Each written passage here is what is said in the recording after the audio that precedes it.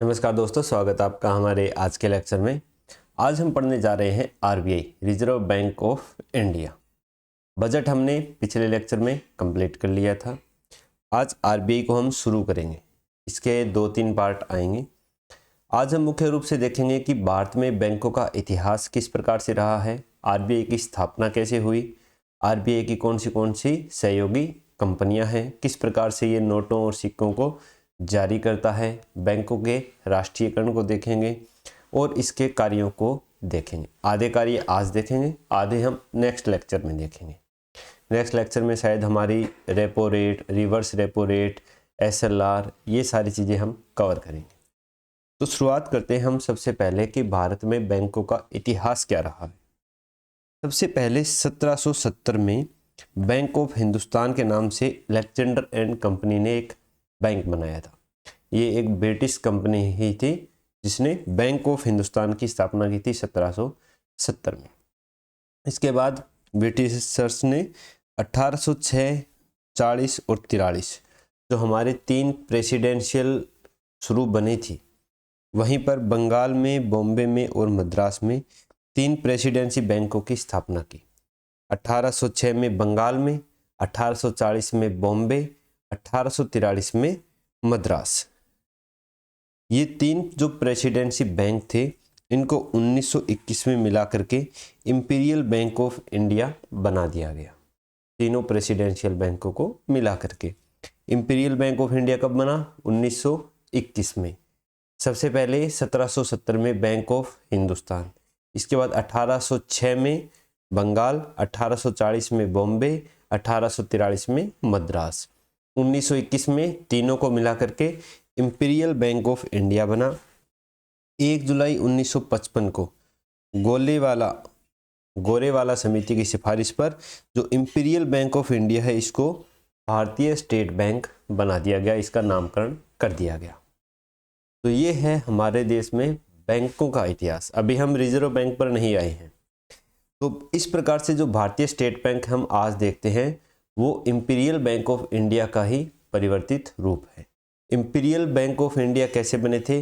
वो 3 जो presidency bank थे, बंगाल, बॉम्बे और मद्रास, उन तीनों को मिला करके इंपीरियल बैंक ऑफ इंडिया बनाया गया था 1921 में। 1955 में गोरेवाला समिति की सिफारिश पर इंपीरियल बैंक ऑफ इंडिया को भारतीय स्टेट बैंक नामकरण कर दिया गया। इतना बात समझ में आ गई। ये है बैंकों का थोड़ा सा इतिहास। अब देखते हैं कि सबसे पहले भारतीय द्वारा स्थापित कौन सा बैंक था। तो ये लाला लाजपत और उसके कुछ सहयोगी उद्यमी लोग थे। उन्होंने पीएनबी, पंजाब नेशनल बैंक है, उसकी स्थापना की थी 1894 के अंदर। इसको पहला भारतीयों द्वारा स्थापित बैंक माना जाता है। 1922 में बनती है एक कमीशन, बनता है royal commission on Indian currency and finance. इसके जो अध्यक्ष थे वो थे हिल्टन यंग, और इसी के नाम पर इसको हम हिल्टन यंग समिति भी बोल देते हैं। 1926 में इनके सुझाव आते हैं, सिफारिश आती है, जिसके आधार पर 1934 में आरबीआई एक्ट 1934 है वो पारित किया जाता है। और इसी एक्ट के आधार पर 1 अप्रैल 1935 से आरबीआई है वो गठित किया जाता है, इसकी स्थापना की जाती है। तो आरबीआई की स्थापना कब होती है? 1 अप्रैल 1935 को। किस एक्ट के अनुसार? RBI act 1934। कौन सी समिति की सिफारिश से? हिल्टन यंग समिति की सिफारिश से। ये समिति कब बनी थी? 1922 में बनी थी। 26 में इन्होंने अपने सुझाव दिए थे। 34 में कानून बना। 1 अप्रैल 1935 को रिजर्व बैंक ऑफ इंडिया की स्थापना की गई। कमीशन का क्या नाम था? Royal commission on Indian currency and finance. ठीक है। 1935 से 37 तक इसका मुख्यालय कोलकाता रहा था शुरू के 2 साल में।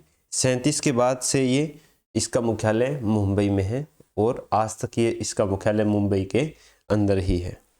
1947 तक इसने बर्मा के केंद्रीय बैंक के रूप में भी भूमिका निभाई थी, और जुलाई 1948 तक ये पाकिस्तान का केंद्रीय बैंक भी रहा था, जो भारत का रिजर्व बैंक है। बाद में उनके अपने अपने केंद्रीय बैंक बना लिए गए थे। तो ये है आरबीआई का इतिहास, किस प्रकार से आरबीआई है वो उसकी स्थापना हुई। अब है आरबीआई का प्रतीक चिन्ह। आरबीआई का प्रतीक चिन्ह में है बाघ और ताड़ का पेड़। ये आप यहाँ देख पा रहे हो, ये बाघ है, ये ताड़ का पेड़ है, ये इसका आरबीआई का लोगो है। जो हिल्टन यंग समिति थी, royal commission on Indian currency and finance, उसकी ये रिपोर्ट है, तस्वीर आप देख सकते हो। इसके बाद है आरबीआई का लेखांकन वर्ष। आरबीआई का लेखांकन वर्ष है, जब आरबीआई 1935 में बना था तब इसका लेखांकन वर्ष था 1 जुलाई से लेकर के अगले साल 30 जून तक। लेकिन बजट के साथ इसका समायोजन करने के लिए 2020-21 में इसका लेखांकन वर्ष भी 1 अप्रैल से लेकर के 31 मार्च तक अगले वर्ष तक कर दिया गया, ताकि बजट के साथ इसकी एकरूपता हो जाए। वर्तमान में है 1 अप्रैल से 31 मार्च, पहले था 1 जुलाई से 30 जून। कब बदला गया? 2020-21 में। क्यों बदला गया? बजट के साथ एकरूपता लाने के लिए। ठीक है, ये हो गया लेखांकन वर्ष। अब आरबीआई में एक सबसे जो महत्वपूर्ण, जो ऊपरी स्तर पर सबसे जो सर्वोच्च संस्था होती है, उसका नाम होता है CBD, central board of directors, केंद्रीय निदेशक बोर्ड। इसके अंदर 21 लोग होते हैं। 21 लोगों में एक गवर्नर होता है, 4 उप गवर्नर होते हैं। बाकी सदस्य है वो केंद्र सरकार के द्वारा नामित किए जाते हैं, और 2 सदस्य इसमें केंद्र सरकार के भी होते हैं। कौन कौन है? एक गवर्नर, 4 उप गवर्नर, 4 जोनल ऑफिस। आरबीआई के जो जोनल ऑफिस हैं, नई दिल्ली, चेन्नई, कोलकाता और एक मुंबई जोनल ऑफिस, यहाँ से आते हैं। 10 सदस्य सरकार के द्वारा नामित किए जाते हैं अलग अलग क्षेत्रों से, और 2 केंद्र सरकार के ही वित्त मंत्रालय के सचिव वगैरह होते हैं। तो टोटल 21 सदस्य होते हैं, मैक्सिमम 21 सदस्य हो सकते हैं। ठीक है, ये CBD केंद्रीय बोर्ड ऑफ डायरेक्टर है, यही आरबीआई का संचालन करते हैं, और इसके पदेन अध्यक्ष हैं वो आरबीआई के गवर्नर होते हैं, जिन्हें कौन नियुक्त करता है? केंद्र सरकार के द्वारा। सभी निदेशकों को केंद्र सरकार के द्वारा आरबीआई एक्ट 1934 की धारा 8 के तहत नियुक्त किया जाता है। केंद्र सरकार नियुक्त करेगी। केंद्र सरकार को ये शक्ति कहाँ से मिलती है? आरबीआई एक्ट 1934 की धारा 8 से। गवर्नर का कार्यकाल है वो 3 वर्ष का होता है। 3 वर्ष का उसका फिक्स है कार्यकाल। वो अगर त्यागपत्र देना चाहे तो ही पद से हट सकता है, वरना उसको पद से नहीं हटाया जा सकता। और इस 3 वर्ष को 5 वर्ष तक भी केंद्र सरकार बढ़ा सकती है। उसके बाद भी पुनर्नियुक्ति अगर केंद्र सरकार करना चाहे तो वो केंद्र सरकार के हाथ में होता है।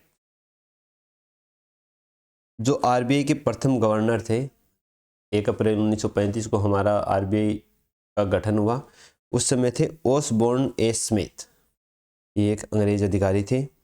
जब भारत देश आज़ाद हुआ तो 1947 में स्वतंत्र भारत के प्रथम गवर्नर थे आरबीआई के CD देशमुख, जो बाद में वित्त मंत्री भी बने थे। वर्तमान गवर्नर है संजय मल्होत्रा, जिन्होंने 11 दिसंबर 2024 को पदभार ग्रहण किया है। ये आप यहाँ तस्वीर देख रहे हो, ये CD देशमुख की है, और ये संजय मल्होत्रा जी हैं, जिन्होंने 11 दिसंबर 2024 से आरबीआई गवर्नर का पद है वो ग्रहण किया है। ठीक है, तो कार्यकाल कितना होता है? 3 वर्ष। 5 वर्ष तक केंद्र सरकार बढ़ा सकती है, उसके बाद भी पुनर्नियुक्ति कर सकती है। ठीक है। अब है आरबीआई का राष्ट्रीयकरण। जब शुरू में आरबीआई बैंक बना था तो इसमें निजी क्षेत्रों की काफ़ी ज़्यादा शेयर होल्डिंग थी आरबीआई में। तो सरकार ने 1947 में जब अपना देश आज़ाद हुआ तो इसका राष्ट्रीयकरण करके 100% स्वामित्व है वो सरकार ने अपने हाथों में ले लिया, और जो जो इसमें शेयर धारक थे उनको उचित भुगतान करके मुआवजे के रूप में पूरा स्वामित्व सरकार ने अपने हाथों में ले लिया। 1948 में आरबीआई का स्वामित्व निजी हाथों में था। 1948 तक 1 जनवरी 1949 से ये सरकार के पास आ गया। इससे पहले सरकार थी वो एक नियामक की भूमिका में थी, विनियमन करती थी, इसका स्वामित्व सरकार का नहीं था। फिर एक्ट निकाला गया एक, RBI transfer to public ownership act 1948 1948 में। इसके बाद 1 जनवरी 1949 से इसका राष्ट्रीयकरण हो गया, और 100% स्वामित्व वो सरकार के पास आ गया। इसके साथ ही 1949 में एक और अधिनियम निकाला गया, बैंकिंग विनियमन अधिनियम 1949। इसके अनुसार बाकी और भी जितने सारे बैंक थे उनका रेगुलेशन भी इस बैंकिंग रेगुलेशन एक्ट 1949 के अनुसार किया जाएगा। लेकिन जो सहकारी बैंक हैं उनका विनियमन है वो 2 अधिनियमों के अंतर्गत होता है। एक तो वही बैंकिंग रेगुलेशन एक्ट 1949 और सहकारी बैंकिंग अधिनियम 1965। सामान्य बैंक है उनका बैंकिंग रेगुलेशन एक्ट 1949 और सहकारी बैंक है उनका 49 के साथ 1965 वाला भी होगा। तो इस प्रकार से आरबीआई का राष्ट्रीयकरण किया गया। अब यहाँ पर 3 अवधारणाएं निकल के आती है कि राष्ट्रीयकरण क्या होता है, निजीकरण क्या होता है और विनिवेश क्या होता है, यानी नेशनलाइजेशन, प्राइवेटाइजेशन और डिसइन्वेस्टमेंट। इन तीनों में क्या फ़र्क है वो थोड़ा सा हम देख लेते हैं।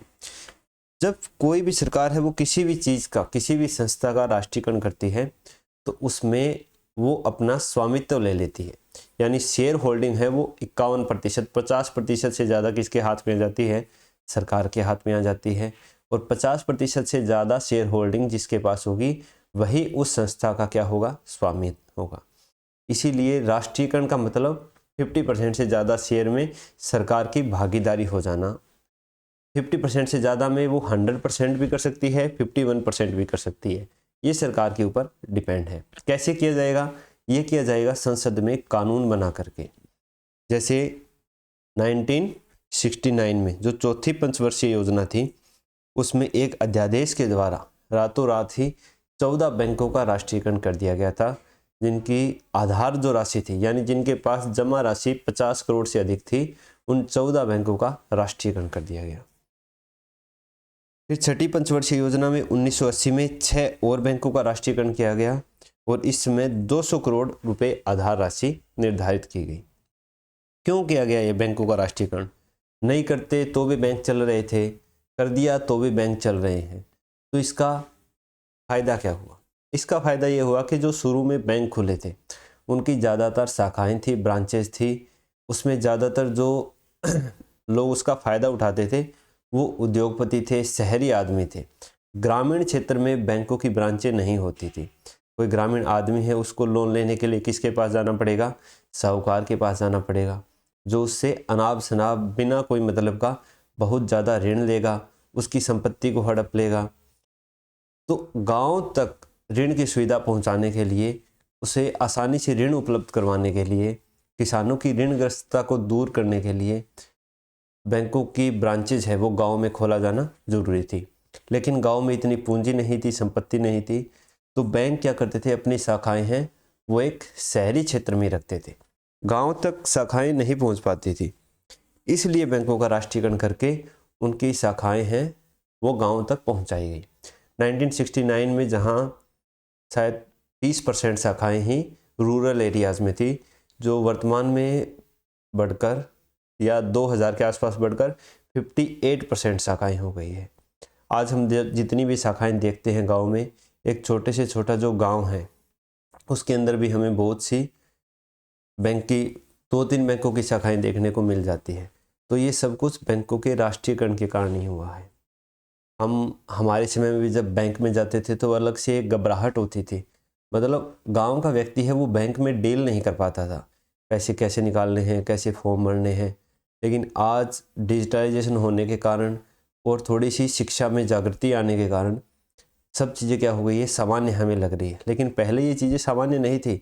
एक कोई गांव का आदमी बैंक में जाके पैसे जमा कराना या निकालना बहुत बड़ी बात होती थी। तो ये सब चीज़ों के लिए राष्ट्रीयकरण जरूरी होता है। और निजीकरण, निजीकरण में सरकार की जो संपत्ति होती है उसमें सरकार है वो अपना हिस्सा 50% से कम कर लेती है या पूरा का पूरा ही निजी क्षेत्र को बेच देती है, जिससे पूरा का पूरा स्वामित्व निजी क्षेत्र के पास चला जाता है। ऐसा क्यों करती है कि कई बार जो राजकीय उपक्रम होते हैं, सरकारी उपक्रम होते हैं, जो सरकारी लिमिटेड कंपनियां होती हैं, उनमें क्या है कि सरकारी नौकरी वाले कर्मचारी हैं वो सोचते हैं कि पैसे तो हमारे जितने आने हैं, वेतन आना है वो उतना आएगा ही, तो हम क्यों एक्स्ट्रा एफर्ट लगाएं, कोई उसमें हम नवाचार नहीं करते हैं। उसी के लिए सरकार क्या करती है, उस उपक्रम को बढ़ावा देने के लिए, उसमें कार्यकुशलता में वृद्धि के लिए अपनी स्वामित्व वो हटा लेती है और वो निजी क्षेत्र को सौंपती है। और विनिवेश में अपना सरकार क्या है, कुछ हिस्सेदारी बेचती है। कुछ हिस्सेदारी में वो सारी भी बेच सकती है, 2% बेच सकती है, 10% बेच सकती है। वो डिसइन्वेस्टमेंट करती है, जो एयर इंडिया का भी हुआ था। तो ये है राष्ट्रीयकरण, निजीकरण और विनिवेश। अब है आरबीआई के पूर्ण स्वामित्व वाली कंपनी। अब आरबीआई है, उसको अपने विभिन्न प्रकार के कार्य करने के लिए कुछ सहयोगी कंपनियां हैं। वो सहयोगी कंपनियां कितनी हैं, वर्तमान में 5 है। पहले 7 होती थी, नाबार्ड और एनएचबी भी, लेकिन 2019 के बाद 100% स्वामित्व उनका सरकार के पास चला गया है। वर्तमान में 5 कंपनियां हैं। पहली है BRBNMPL, ये हमें याद करनी पड़ेगी, ऑब्जेक्टिव में पूछ सकते हैं। BRBNMPL भारतीय रिजर्व बैंक नोट मुद्रण प्राइवेट लिमिटेड। दूसरी है DICGC, deposit insurance credit guarantee corporation. ये क्या करती है, बीमा करती है। किसका बीमा करती है, जो हम बैंक में रुपए जमा करते हैं, FD जमा करते हैं। अगर मान लीजिए बैंक है वो दिवालिया हो जाता है, या बैंक है उसका समापन हो जाता है, तो हमें वो रुपए कौन देगा, हमें वो रुपए इस संस्था के माध्यम से मिलेंगे। आगे हम इसको थोड़ा डिटेल में देखेंगे। REBIT, reserve bank and information technology private limited, ये ऐप वगैरह देखने का काम करती है। IFTAS, Indian financial technology and allied services, ये भी टेक्निकल चीज़ें देखती है। RBIS, reserve bank innovation hub. जो नाबार्ड और NHB थी, ये 2019 में 100% सरकार के स्वामित्व वाली कंपनी हो गई है। इनमें अब RBI की कोई हिस्सेदारी नहीं है। ये केवल जो 5 कंपनियां हैं, ये पूर्ण रूप से RBI के स्वामित्व की कंपनियां हैं। कौन सी? BRBNMPL, DICGC, REBIT, IFTAS, RBIH। हो सकता है इनकी फुल फॉर्म हमसे पूछ ले, या कौन सी RBI की पूर्ण स्वामित्व वाली कंपनी नहीं है, 4 ऑप्शन देके ये भी पूछ सकता है। तो ये हमें याद कर लेने हैं, लिख के याद करेंगे 2-3 बार में तो हो जाएगा। अब जो DICGC है, ये DICGC एक्ट 1961 के आधार पर इसको बनाया गया था और 1978 में इसकी स्थापना हुई। और इसका मुख्यालय कहाँ पर है, मुंबई में है। पहले ये कितने रुपए तक का बीमा देती थी, 1 लाख रुपए तक का, कि अगर आपके खाते में, और अभी 2020 के बाद इसको बढ़ाकर ये कितना कर दिया गया है, 5 लाख रुपए। मान लीजिए आपके खाते में किसी बैंक में 5 लाख रुपए हैं, वो बैंक दिवालिया हो जाता है, उसका समापन हो जाता है, तो ये जो संस्था है ये 90 दिन के अंदर अंदर आपको 5 लाख रुपए तक का भुगतान करती है। अब अगर आपके उसमें 10 लाख रुपए भी हैं तो भी आपको 5 लाख रुपए ही दिए जाएंगे, 20 हैं तो भी 5 लाख रुपए दिए जाएंगे, 1 लाख है तो आपको 1 लाख रुपए ही दिए जाएंगे। ठीक है, तो ये क्या करती है, बीमा करती है जो पैसे जमा करते हैं ग्राहक बैंक में। और बीमे का प्रीमियम का भुगतान किसके द्वारा किया जाता है, वो बैंक के द्वारा किया जाता है। ऐसा नहीं है कि वो ग्राहक के खाते से कटेंगे, नहीं, बैंक आपके बीमे का प्रीमियम DICGC को करता है, और DICGC फिर अगर कोई आपातकालीन स्थिति आती है तो फिर 5 लाख रुपए तक का बीमा है वो हर ग्राहक को देती है। एक बैंक में एक ग्राहक को दिया जाता है, चाहे उस ग्राहक के कितने भी खाते हों। 2 बैंक अलग अलग है तो दोनों में 5-5 लाख, अलग अलग बैंक का अलग अलग है, लेकिन एक बैंक में आपका जितने खाते होंगे सब मिला करके आपको 5 लाख रुपए ही दिए जाएंगे। तो ये DICGC का काम है एक तरह से। NHB, नेशनल हाउसिंग फाइनेंस, राष्ट्रीय आवासीय बैंक, 1988 में इसकी स्थापना हुई, नई दिल्ली में इसका मुख्यालय है। इसके 2 काम मुख्य हैं। एक, ये तिमाही आधार पर आवासीय सूचकांक है वो जारी करता है, जिसको रेजिडेक्स बोलते हैं। 2007 से इसने रेजिडेक्स सूचकांक देना शुरू किया है। हमारे लिए इतना ही जरूरी है कि आवासीय सूचकांक कौन जारी करता है, तो NHB जारी करता है। 100% स्वामित्व किसका है, सरकार का है इसमें। दूसरा, ये क्या है, पुनर्वित्त संस्था है। पुनर्वित्त संस्था क्या होती है? पुनर्वित्त संस्था वो होती है जो दूसरी संस्थाओं को लोन देती है, फिर वो संस्थाएं आगे ग्राहकों को लोन देती है। ये डायरेक्टली किसी ग्राहक को लोन नहीं देती है, ठीक है। तो एनएसबी है, ये वित्त किसको देगी? बैंक और NBFC, non banking financial company को देगी। फिर ये आगे किसको लोन देंगे? ग्राहकों को लोन देंगे, होम लोन देंगे। इसी प्रकार से नाबार्ड है, वो भी पुनर्वित्त संस्था है। ये किसको लोन देती है? ये आरआरबी, सहकारी बैंक को, आरआरबी यानी रीजनल रूरल बैंक, क्षेत्रीय ग्रामीण बैंक, उनको लोन देगी। ये आगे किसानों को फिर लोन देते हैं, ये प्रत्यक्ष उधार देते हैं। जबकि नाबार्ड और एनएचबी है वो प्रत्यक्ष उधार नहीं दे करके एनबीएफसी को या सहकारी बैंकों को उधार देते हैं, पुनर्वित्त संस्थाएं हैं, ठीक है। अब नाबार्ड की फुल फॉर्म क्या है, ये पूछी जा सकती है। National bank for agriculture and rural development, राष्ट्रीय कृषि ग्रामीण विकास बैंक, कृषि और ग्रामीण विकास के लिए है। इसकी स्थापना नाबार्ड एक्ट 1981 के आधार पर 12 जुलाई 1982 को हुई थी। मुख्यालय कहाँ पर है? मुंबई में है। छठी जो हमारी पंचवर्षीय योजना थी उसमें शिवरमण समिति की सिफारिश पर, कौन सी समिति? शिवरमण समिति की सिफारिश पर नाबार्ड की स्थापना की गई थी।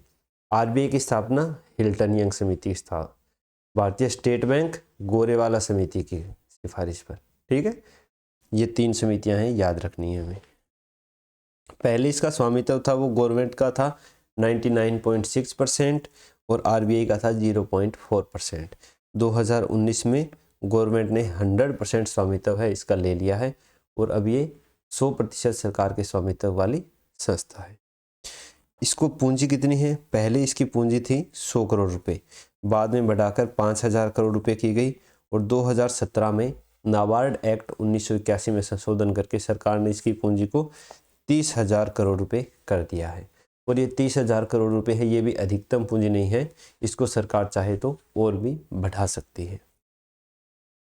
कार्य पुनर्वित्त संस्था है, आरआरबी सहकारी बैंक को ये वित्त प्रदान करती है और ये आगे जा कर के किसानों को क्या देते हैं? ऋण देते हैं। तो ये हो गया नाबार्ड का। एक एक चीज़ें हमारी क्लियर हो रही है, जहाँ तक मैं समझ पा रहा हूँ कि आपको सब चीज़ें समझ में आ रही होंगी। अगर फिर भी कोई आपको डाउट रहता है तो आप हमारे कमेंट बॉक्स में वो चीज़ लिख देना, हम ज़रूर उसका रिप्लाई करेंगे, ठीक है दोस्तों। अगर हमारी वीडियोस आपको प्रभावी लग रही हो, अच्छी लग रही हो, तो अपने जो और तैयारी करने वाले दोस्त हैं उनको भी शेयर करते रहना।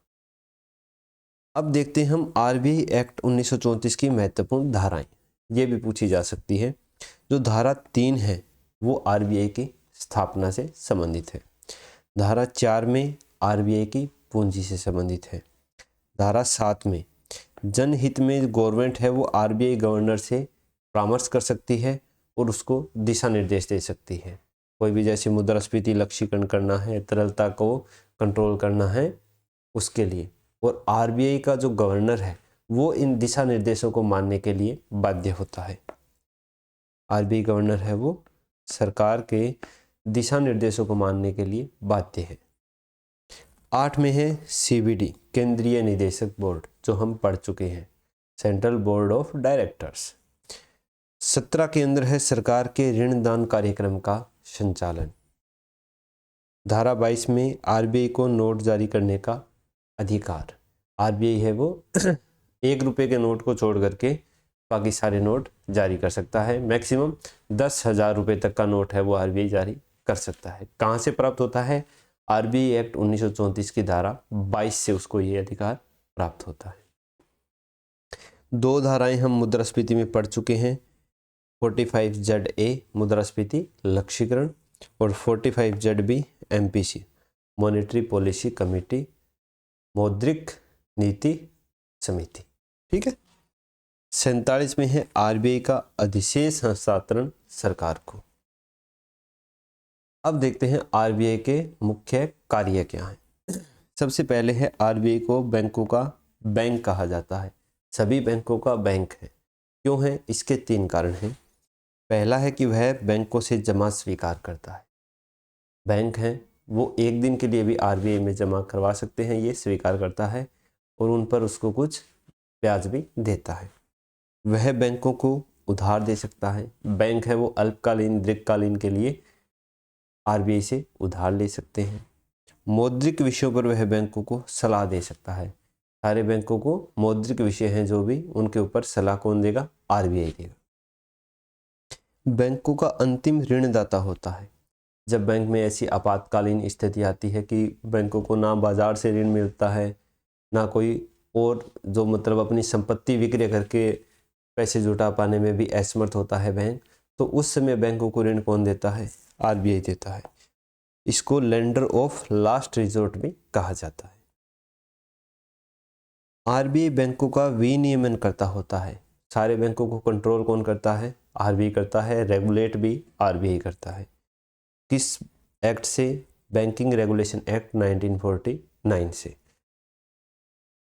क्या क्या चीज़ें देखता है? बैंकों का शाखा विस्तार। बैंक को कहीं शाखा खोलनी है तो आरबीआई उसकी अनुमति देता है। नए बैंकों का सृजन। किसी नए बैंक का सृजन करना है वो आरबीआई की अनुमति से होगा। पुराने बैंकों का समापन करना है। बैंकों का आपस में विलय करना है। जैसे हमारे जो state bank of Bikaner and Jaipur था, उसका विलय भारतीय स्टेट बैंक में किया गया था। और बैंकों की परिसंपत्ति की तरलता, यानी बैंक अपनी संपत्ति को जब बाजार में विक्रय के लिए, नीलामी के लिए निकालता है तो उसमें भी आरबीआई है वो उसका विनियमन करता है। इसके बाद है आरबीआई नोटों का निर्गमन करता होता है, नोट जारी करता है। यह 1 रुपये के नोटों को छोड़कर सभी नोटों को जारी कर सकता है। 1 रुपये के नोट कौन जारी करता है? फिर 1 रुपये के नोट जारी करती है सरकार। सरकार है वो 1 रुपये के नोट और सारे सिक्के कौन जारी करता है? सरकार जारी करती है, भारत सरकार। तभी हम देखते हैं कि किसी उपलक्ष्य में जब कोई सिक्का जारी किया जाता है तो वो भारत सरकार के द्वारा जारी किया जाता है। आरबीआई एक्ट 1934 की धारा 22 से आरबीआई को नोट जारी करने की शक्ति मिलती है और अधिकतम 10,000 रुपये तक का नोट है वो आरबीआई जारी कर सकता है। सिक्का अधिनियम 2011 से 1 रुपये का नोट और सभी सिक्के कौन जारी करती है? भारत सरकार के द्वारा जारी किए जाते हैं। और मैक्सिमम कितने रुपए का सिक्का जारी कर सकते हैं? मैक्सिमम 1,000 रुपये का सिक्का है वो भारत सरकार जारी कर सकती है। भारत में नोटों की छपाई के लिए 4 प्रिंटिंग प्रेस है। 4 जगह पर नोटों की भारत में छपाई होती है। कहाँ कहाँ पर? नासिक महाराष्ट्र, देवास मध्य प्रदेश, मैसूर कर्नाटक और सालबनी वेस्ट बंगाल में। ये 4 जगह आपको याद रखनी है। कौन सी? नासिक, देवास, मैसूर, सालबनी। यहाँ पर नोटों की छपाई होती है। सिक्कों की ढलाई कहाँ होती है? वो टकसाल में होती है, वो जगह अलग है। नासिक और जो देवास प्रिंटिंग प्रेस है, इसको कौन कंट्रोल करता है? इसको करती है SPMCIL, security printing and minting corporation of India limited. ये 100% स्वामित्व किसका है? इसमें सरकार का है। 2006 में इसकी स्थापना हुई थी और नई दिल्ली में इसका मुख्यालय है। मैसूर और सालबनी है वो BRB NMPL। अब BRB NMPL किसकी पूर्ण स्वामित्व की कंपनी है? आरबीआई की। तो इस पे स्वामित्व किसका हो गया? आरबीआई का। 1995 में इसकी स्थापना हुई थी और बेंगलुरु में इसका मुख्यालय है। आरबीआई सभी नोटों और सिक्कों का वितरण करता है। जारी भले ही सरकार करे सिक्कों और 1 रुपये के नोटों को, लेकिन वितरण आरबीआई के द्वारा ही किया जाता है सभी सिक्के और नोटों का। सिक्कों की ढलाई कहाँ होती है? टकसाल में होती है। कितने टकसाल हैं? 4 प्रिंटिंग प्रेस है तो 4 ही टकसाल है। कहाँ पर? मुंबई महाराष्ट्र, कोलकाता वेस्ट बंगाल, हैदराबाद तेलंगाना और नोएडा यूपी में। आरबीआई नोट जारी 1954 से। आरबीआई जो नोट जारी करता है वो 1954 से एक प्रणाली के आधार पर नोट जारी करता है। ये नहीं है कि जितना उसका मन किया उतने नोट छाप के वितरण कर दिया। ये MRS मिनिमम रिजर्व सिस्टम है, उसको फॉलो करते हैं, जिसमें इसको 200 करोड़ रुपए न्यूनतम रिजर्व रखना होता है। उन 200 करोड़ में से 115 करोड़ रुपए स्वर्ण के रूप में और 85 करोड़ रुपए है वो सरकारी और विदेशी प्रतिभूति के रूप में रखने होते हैं। तो ये है आरबीआई का कार्य। आरबीआई के और भी कार्य रह गए हैं, जैसे साख नियंत्रण का कार्य वगैरह, वो हम कल के लेक्चर में देखेंगे। आज ये अपना लगभग आधे घंटे का ही लेक्चर हुआ है, तो आशा करते हैं आपके समझ में आया होगा। बाकी अपने अमूल्य सुझाव है वो आप कमेंट बॉक्स में ज़रूर दें। मिलते हैं हम कल के लेक्चर में।